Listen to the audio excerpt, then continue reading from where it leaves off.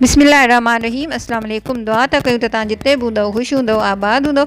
असां वटि अल्लाह साईं जा रहमी करम आहिनि। गर्मीअ जी मुद अची वई आहे ऐं गर्मीअ जी मुद जो ख़ासि फ्रूट आहे चांहि, जेको गर्मीअ जो दुश्मन बि आहे।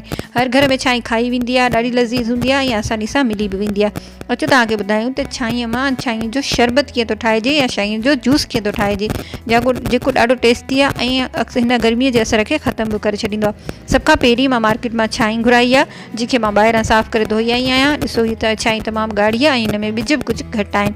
अचो त हिनखे कटे था वठूं।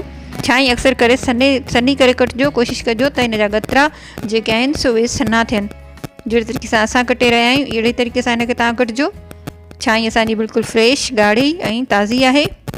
हिनखे ॾिसो मां सन्हो कटण जी कोशिशि पई कयां ऐं अगरि वॾा वॾा ॿिज मूंखे नज़र ईंदा त मां उन्हनि खे कटे करे उनखां धार करे छॾींदसि। सन्हा ॿिज भले हुजनि, उन पीसजी वेंदा आहिनि जूसर में, को फ़र्क़ु उन सां कोन पवंदो आहे। पर जेके वॾा ॿिज हुआ मां उहे कढी छॾिया आहिनि हिन मां।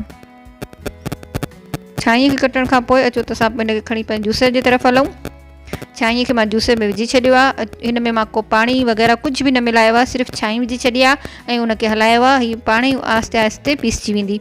ॾिसजो साईं असांजी बिल्कुलु जूस थी शेक थी चुकी आहे।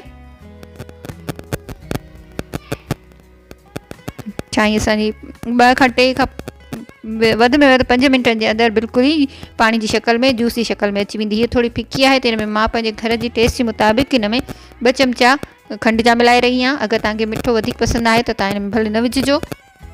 हिनखे शेक करण खां पोइ मां हिन में 2 स्पून लीमे जो रस बि मिलायां। हिन सां हिन जो टेस्ट थोरो खटो मिठो थी वेंदो।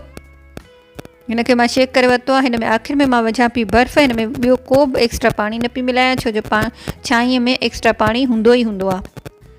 हिनखे चङी तरह शेक करे वठंदासीं। हाणे अचो त हिनखे असां गिलास में ॿाहिरि कढी वठूं।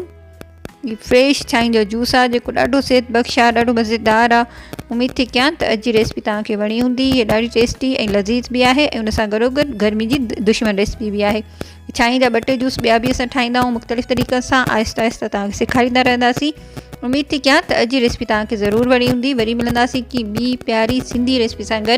असांजे चैनल खे लाइक कयो, सब्सक्राइब कयो ऐं वधि खां वधि शेयर कयो। सिंध सलामत, साथ सलामत। अस्सलाम वालेकुम, अल्लाह हाफ़िज़।